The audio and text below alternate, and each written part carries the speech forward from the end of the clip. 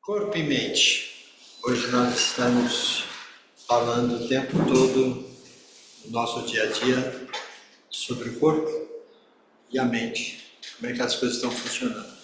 Principalmente no Setembro Amarelo, onde todo mundo está falando daquelas pessoas que de repente sentem vontade de tirar a vida.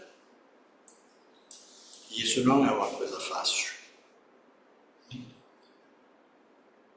Óbvio que nós vamos tentar fazer um pouco de reflexão sobre os transtornos mentais que podem levar, inclusive, a isso, que acabam gerando. E que, na maioria das vezes, nós não damos muita importância quando as pessoas que nos cercam estão com esses sintomas. E vocês vão relembrar comigo, que alguns já viram esse trabalho comigo há muito tempo. E vamos relembrar agora quais são os sintomas que fazem com que, de repente, nós percebamos que a pessoa não está bem, que ela está variando. Então, vamos pensar nisso. Dualidade. Convencionou-se estabelecer uma dualidade no ser humano constituída por corpo e mente, ou matéria e espírito, cada qual integrado na sua própria textura, como se fossem diferentes na sua origem e não somente na sua exterioridade ou apresentação. Na realidade, eles são a mesma coisa que se representa de formas diferentes. E isso foi o processo que começamos a entender por que era tão difícil curar uma série de coisas, porque cabeça e corpo eram tratados de forma diferente, em contextos diferentes. Vamos lá? Cientistas e médicos e estudiosos da realidade do ser resolveram estabelecer uma correlação tão profunda entre ambos que optaram por definir que esse conjunto deve funcionar em perfeita harmonia. Corpo e mente têm que funcionar junto. Nós também vamos descobrir que todo o resto funciona junto. Por isso que eu viro e mexe digo que nós somos seres biopsíquicos, sócio-espirituais. Porque as coisas funcionam junto. E isso a ciência já marcou que mente e corpo funcionam juntos. Então, psique e biologia estão em contato, estão em troca. E o processo espiritual e o processo do meio em que nós estamos inseridos também flui. A mente age de maneira vigorosa sobre o corpo, produzindo sensações e sentimentos, enquanto que esse influencia poderosamente as emoções e o pensamento, tornando-se poderosa fonte de informações. Diga-me o que pensa, direi com quem andas, direi o que está sentindo. Quantas vezes estamos com sintomas e não temos biologicamente nenhuma referência para esse sintoma? O que será que está acontecendo? Aonde está a carga de energia que está sendo gasta aí nesse instante? E essa é uma coisa que a gente tem que começar a parar para pensar. Porque às vezes a gente olha para a pessoa ao nosso lado e o homem é um ser biopsíquico sócio-espiritual, complementando o processo. O que o distingue? Vamos entender então um pouquinho desse processo. Biológico, todos os fatores relacionados à fisiologia do corpo e ao aparelho sensorial. Tudo isso está envolto e é abordado.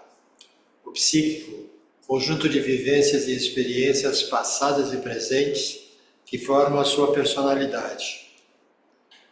O sócio, o meio em que está inserido. E o espiritual, a união das experiências passadas e as influências presentes, através das emoções. Dá para entender isso, não? Está muito complicado?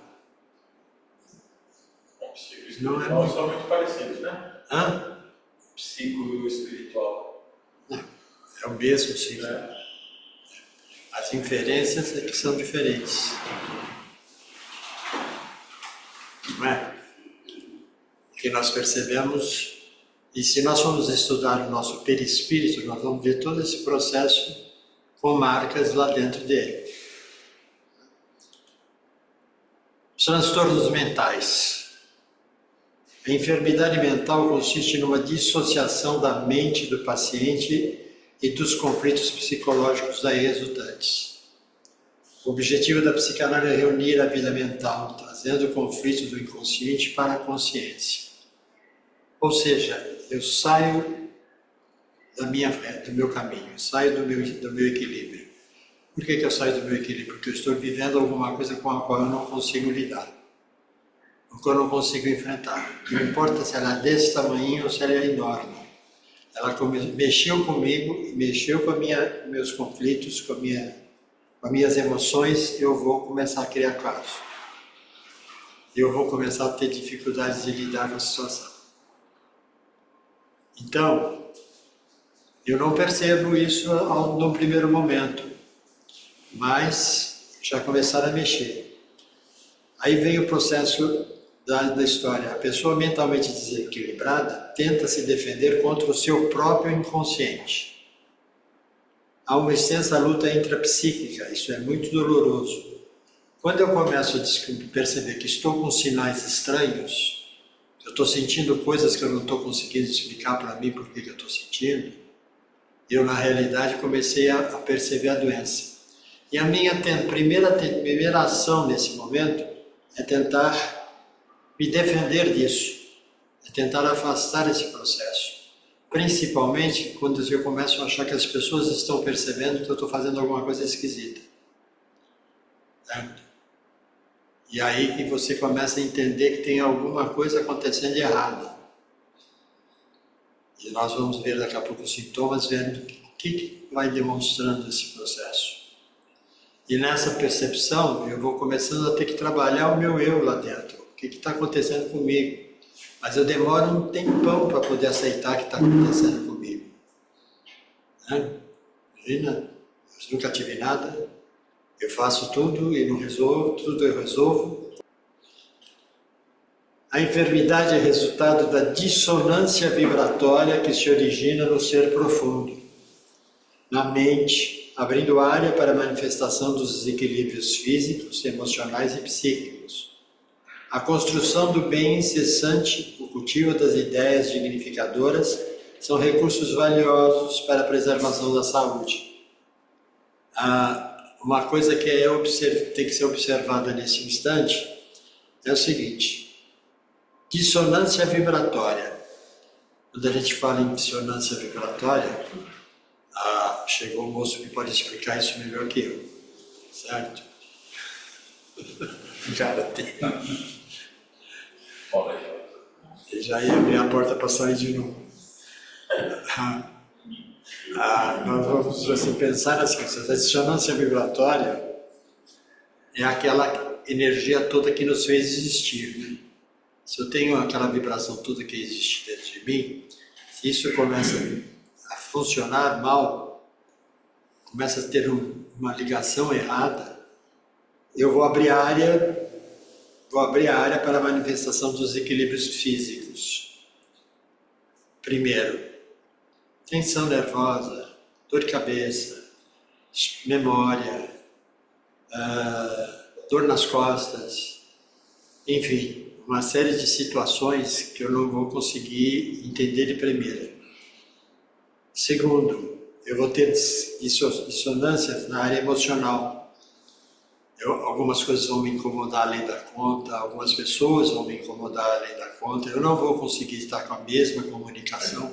Eu brigo comigo mesmo, mas não consigo dar a mesma conotação, não consigo ter a mesma interação. A vida para mim começa a parecer muito estranha e muito sem sentido. E os psíquicos, que aí parecem os sintomas que vão tomando o nosso corpo e vão fazendo com que nós materializamos a doença. É a hora que eu faço a doença virar parte de mim. E é a hora que eu começo a achar que o mundo está contra mim. E que eu estou fracassando, que não tenho condição de desenvolver o processo. A construção do bem incessante, quer dizer, você estar com a pessoa, estar ao lado da pessoa e começar a ajudá-la a construir o bem, sem ela perceber, das coisas mais simples possíveis, é um dos caminhos para a gente começar. O cultivo de ideias dignificadoras são recursos valiosos.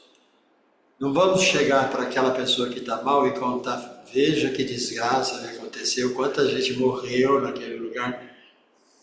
Eu acho que não é bem o que ela está precisando ouvir naquele momento. Ela está precisando que nós mostremos assim, olha quanta pessoa está recorrendo, quanta gente está ajudando, que coisa positiva que está acontecendo, que há solidariedade.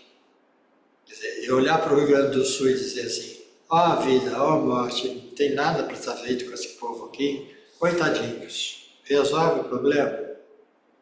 Nem o deles, nem o nosso. Agora, se eu olhar para o Rio Grande do Sul e pensar, poxa, que legal, as pessoas estão se mobilizando. E de repente eu posso pensar em que eu posso me mobilizar para isso. De que forma eu posso me mobilizar para isso. Pode ser uma coisinha desse tamanho, mas começa a me ajudar a sair desse quadro. Isso vai começar a ajudar a preservar a saúde. Vamos lá? Aí vamos achar Joana de Ângeles. Quem sabe quem é Joana de Ângeles? Sai, Renatinho. Mentora do Divaldo Franco. Mentora do Divaldo Franco. E ela nos diz assim, em relação à obsessão. Toda fixação indevida nos processos mentais e emocionais, em torno de pessoas, fatos e coisas, convertem-se em estado perturbador do comportamento, empurrando o indivíduo para os transtornos de ordem neurótica, assim como psicótica. Neurótica é aquela que você atua sobre os seus comportamentos, mas não chega a processos de, vamos dizer assim, de estar fora do ar, de ter pensamentos trabalhados, ou de estar vendo coisas que não existem dentro daquela realidade. Os psicóticos não, os psicóticos é quando a pessoa vai além. Ela entrou em surto.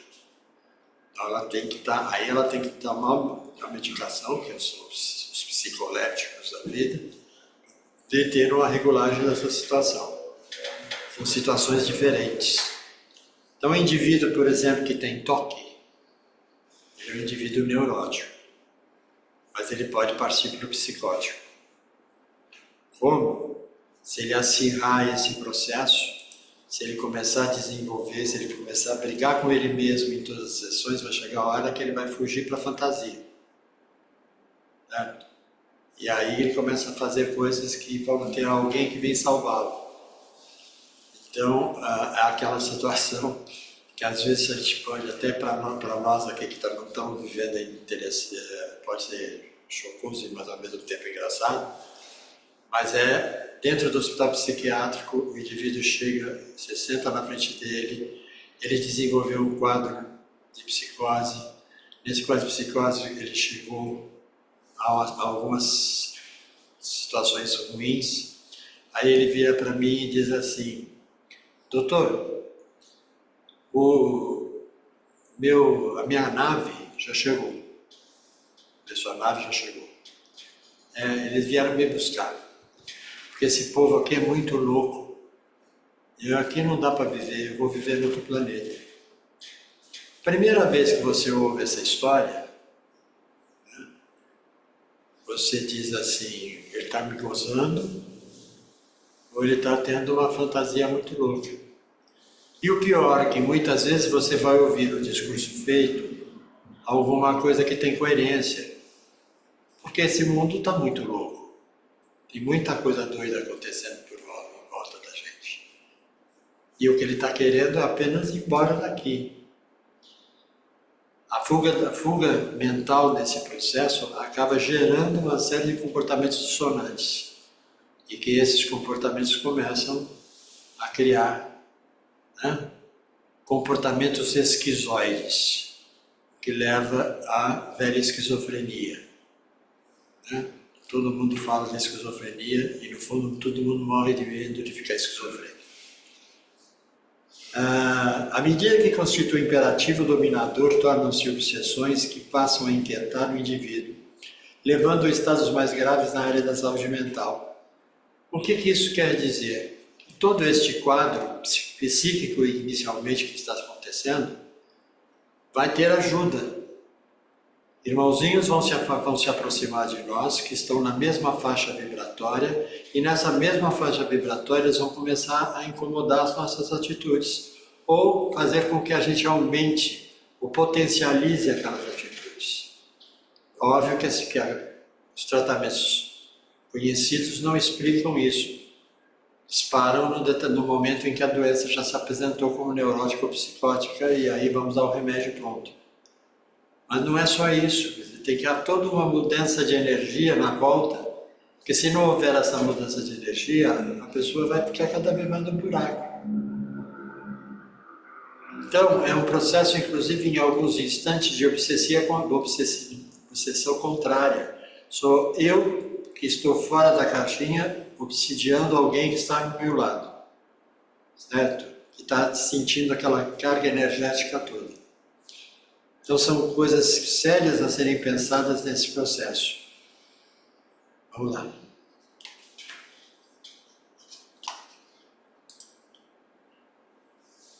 Por Joana ainda, ninguém foge da própria consciência, que é o campo de batalha onde se travam as lutas de reabilitação ou os enfrentamentos da regularização de atitudes malsãs. Se está lá dentro, se eu sei que eu pisei na bola, se eu sei que eu errei, se eu sei que eu não fiz absolutamente nada para acertar aquilo, né? Eu estou brigando e estou vendo isso na minha consciência, estou consciente daquilo que está acontecendo. E ali começa a trabalhar os processos de batalha, onde eu quero sair do processo, mas nem sempre quero lutar para sair desse processo. São pessoas que passam, às vezes, a vida inteira brigando. Já viram pessoas assim? Você tem casais que passam o dia, todos os dias brigando. Porque eles alimentam o sentimento deles com a briga. É uma coisa muito doida, não é? Mas é real. É um prazer aquela briga. É a mesma coisa que acontece, por exemplo, quando no casal tem alguém que é dependente de álcool. Você briga o tempo todo com o alcoólatra, mas no fundo você quer permanecer ali, quer protegê-lo. E ele, por sua vez, vive ali se sentindo diminuído, mas fica grudado em você naquele processo, porque ele não consegue vencer ele não consegue realizar essa separação da coisa. Então vira uma doença tacada à família, uma doença completa, que vai atingir filhos, que vai atingir parentes mais próximos. Todo mundo vai estar envolvido nisso. Vai criar processos posteriores nesses filhos, dissociações neles. É a hora que você começa a pensar exatamente isso, quer dizer, nós criamos um grupo doente e temos, sem querer, temos prazer em vivenciar essa doença, porque nela nós somos vítimas. E sendo vítimas, nós não somos os algozes, nós somos aqueles que sofrem. E aqueles que sofrem, todo mundo cuida. Mas não é todo o tempo muda, né? Porque na realidade você cuida durante um tempo. Tem uma hora que você não aguenta mais cuidar. Daí eles vão em busca de outra pessoa que vai fazer aquilo. E quando eles não encontram muitas vezes nesse processo, é a hora que chega o momento que ele quer tirar a vida. Porque ele não tem mais razão para poder viver ali, ele não tem quem mais o proteja. Ele entrou num quadro muito sério de dissonância. Para reabilitar essas atitudes que eles chamam de malsãs, não é uma coisa fácil, mas precisa querer. Você tem o trabalho, por exemplo, dos anônimos, que dizem que toda a parte do tratamento, só por hoje eu estou bem. Por que só por hoje? Porque eu não vou dizer que eu já estou bem, porque eu sei que eu tenho aquele processo ainda dentro de mim. Só por hoje eu venci isso. Só por hoje eu vou conquistar uma nova etapa. E a todo dia ele é ensinado a fazer só por hoje. Quando perguntam se ele está bem, ele vai falar, só por hoje eu passei bem. Ele não vai se comprometer a dizer que está bem o tempo todo, porque ele sabe que ele não consegue muitas vezes fazer esse controle ainda. Por isso, ainda são o controle mental e a educação do pensamento que pode representar a eficiente terapia de prevenção de distúrbios como a curadora dos processos de ordem espiritual, desde que ao alterar a faixa vibratória por onde transitam as ideias, seres superiores elevam-se, ficando imunes à sintonia com seres atrasados e seres negativos. É por umas partes. Passam a frequentar os níveis aonde se encontram e se digladiam. As energias e sentimentos em constante litígio. Vinculando-se a essas emissões nocivas que determinam para o organismo físico e os complexos mecanismos mentais responsáveis pelo conjunto de produtor da saúde.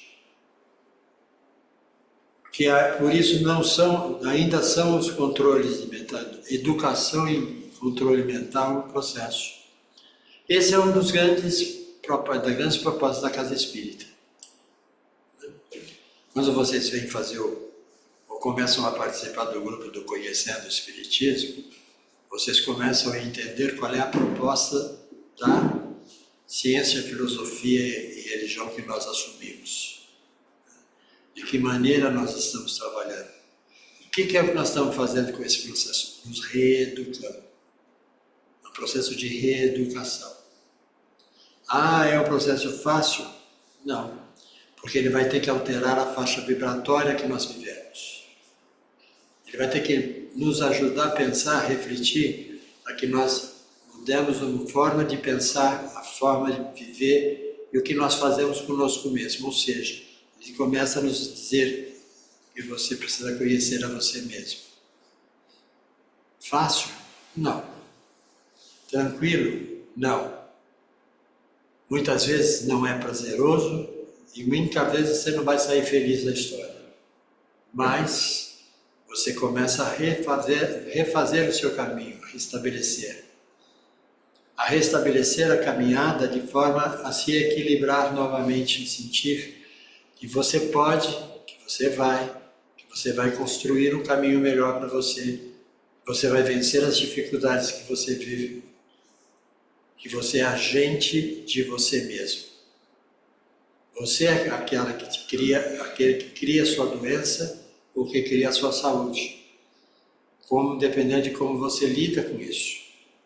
Então, na hora que eu começo a entender esses níveis que digladiam de energia, de sentimentos confusos, e que eu começo a trabalhar com isso, eu começo a enfrentar o processo.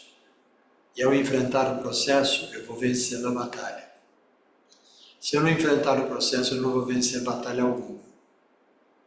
E aí eu vou fugir. E na maioria das vezes, o suicídio é a fuga. Eu estou fugindo do mundo, estou fugindo da vida, estou fugindo da culpa. Que às vezes eu nem tenho, mas é a ação que está dentro de mim. Essa é uma biografia do Livro dos Espíritos, Livro dos Médiuns e o Consolador. Tem um livro interessante, que também é do Carlos Pastorinho, com psicografia do Divaldo, que diz impermanência e imortalidade. Ele mostra muito desse mecanismo que nós desenvolvemos durante esse processo. Então, em 2 livros ótimos que Sueli Ibar Schubert deixou para nós, que são os transtornos mentais e os poderes da mente. Esses explicam claramente o quanto nós sabotamos a nossa própria vida, o quanto nós sabotamos o nosso caminho, o quanto nós não desenvolvemos tudo que nós podíamos desenvolver. É algo assim a se pensar. Eu vou pedir para você fechar um pouquinho e procurar o tema que estava um pouco acima desse. Sintomas da depressão. Para vocês começarem a entender, não vão sair daqui achando que está todo mundo depressivo. Mas precisa entender. Tristeza, angústia, sensação de vazio, os sinais. Irritabilidade, desespero. Eu torno a repetir, é sinal. Não é que o fato exista, ele está dando sinal. Pouco ou nenhuma capacidade de sentir prazer. Cansaço, desânimo, falta de energia física e mental. Falta de concentração, lentidão de raciocínio, memória ruim. Vai em frente. Sentimentos de culpa, de fracasso, de inutilidade, falta de sentido na vida. Aí você já chegou a um nível mais alto do processo. Pensamentos negativos, pessimismo, ideia de doença, de morte, que leva ao suicídio. Falta de vontade, falta de iniciativa, interesse e apatia. Normalmente a gente chama no outro de preguiçoso. Ele não tem para nada, não se esforça para coisa nenhuma. Interpretação distorcida e negativa do presente e do passado. Ele conta um passado que não era real e o presente também saiu de contexto. Redução da libido. Perda ou aumento de apetite ou peso. Insônia ou dormir demais. Dores ou sintomas físicos difusos. Dor de cabeça, dor nas costas, no pescoço e nos ombros. Sintomas gastrointestinais, alterações menstruais, queda de cabelo. Em depressões graves, alucinações e delírios. Aí a visão espírita nos diz o seguinte: as pessoas deprimidas apresentam um quadro de sofrimento intenso, caracterizado pela insatisfação e como decorrência desta, o tédio, a rebeldia, a revolta contra Deus, a falta de fé e o egoísmo. As famílias nas quais existem pessoas deprimidas passam a viver em função delas, o que significa uma constante preocupação e muitos gastos na tentativa de obter a cura. A causa profunda desses sofrimentos íntimos não está realmente na situação atual, nas conjunturas do meio ambiente, no estado de saúde ou doença, embora tudo isso possa ter um peso considerável, mas sim no espírito fraco que carrega suas imperfeições e conflitos, que hoje ressurgem através de estados de tristeza, angústia, ansiedade ou revolta, que evidencia a culpa e a carência emocional e espiritual. Nós carregamos o processo, nós pomos ele, né? Eu vou deixar a decepção amorosa para o próximo capítulo. Né? Na realidade, vamos trabalhar olhando para essa história, para essa sintomatologia toda, nós percebemos que no dia a dia, começa com uma coisa pequena, que de repente é um cansaço, que de repente é uma coisa simples, que não sei o quê, e aí no dia seguinte apresenta mais um sintoma e eu começo a ficar agressivo, aborrecido, eu não lido bem com as pessoas à minha volta, eu mudo o meu comportamento, eu estou dando sinal, algo está errado. Eu não estou dando sinal, você ficou louco, você agora, você agride tudo. Algo está errado. Eu estou tendo uma ação reativa. Essa ação reativa pode ser positiva ou negativa. É a hora de vamos buscar ajuda. E essa buscar ajuda indica, inclusive, que o codependente tem que buscar ajuda primeiro. O codependente é a família, as pessoas que convivem direta e sofrem a ação direta dessa pessoa. Então, muitas vezes você vai pegar a pessoa e falar, você precisa fazer terapia, mas não vai querer fazer terapia mesmo. Eu não estou louco, é a resposta que normalmente vem. Primeiro que terapia não é para louco. Terapia é para você se autoconhecer. Quando você é mandado para o psiquiatra, que é para louco. Pelo psicólogo não trata de louco. Então, vamos entender esse processo todo. E vamos entender que nós estamos numa corrente que pode ajudar essas coisas a melhorarem.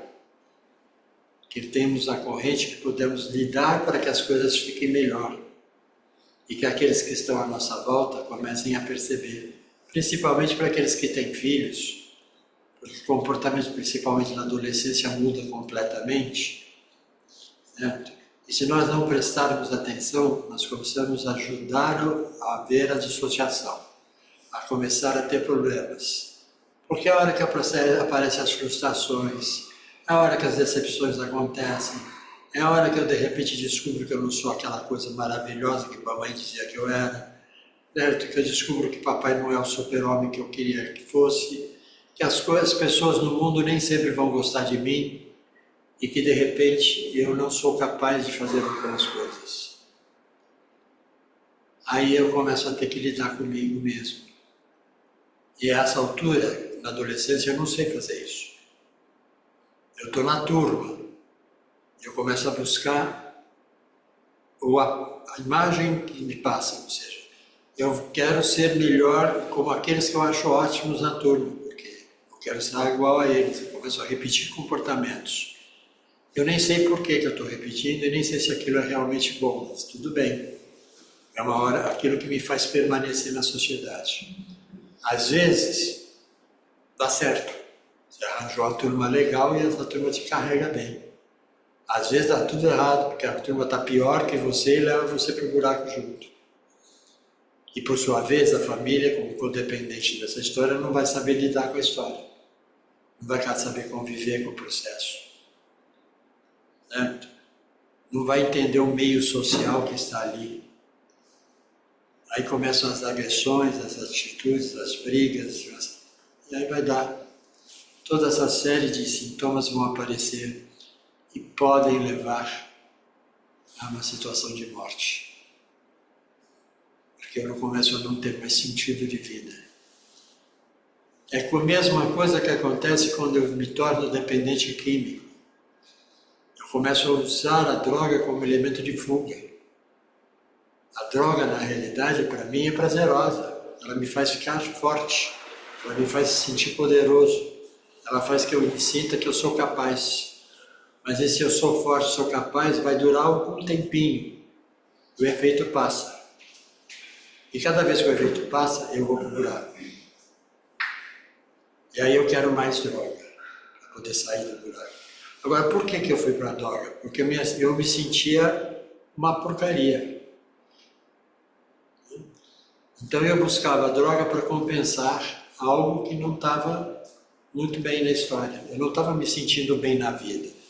E começo a usar a droga para poder sair daquilo, para ver um mundo diferente à minha volta. Então todos os relatos que a gente ouve a respeito, que as pessoas veem quando elas se tornam dependentes químicas, vem disso, quer dizer, o mundo não me entende, as coisas são complicadas, tudo é muito difícil, e quando eu estou com droga, eu estou em paz, eu estou em harmonia, eu sou feliz. Principalmente porque dificilmente você só trabalha a droga sozinho, você está sempre em grupo, só que estamos todos drogados no grupo. Então, aquilo vira um barato onde eu me sinto que eu estou no grupo e só aceito. Complicado? Muito. Então vamos pensar nesse processo? Muito bem, tio. Certo? Na próxima etapa falaremos mais desse assunto, apesar de não ser um assunto assim emocionante, aqueles que vão sair daqui hoje felizes, que a palestra linda. Ela é uma palestra séria e importante, mas ela é reflexão mesmo. E várias outras coisas que a gente não para pensar e não presta atenção. Digo para vocês, cuidado com a crítica. Cuidado como vocês lidam com as pessoas. Você pode estar desencadeando um processo que muitas vezes não tem volta. Certo? Auxiliar, dar sugestões, sugerir é uma coisa, criticar não resolve. A gente tem que pensar nisso. mostrar que alguns comportamentos são inadequados, tudo bem. Mas cuidado com a crítica, cuidado com a agressão. Porque a crítica acaba levando você para o buraco. Você e o outro. Não esquecendo que toda ação tem uma reação de igual teor. Toda energia que eu emito eu vou receber igual de volta. Se eu não souber fazer isso funcionar. E acho que essa é a proposta maior.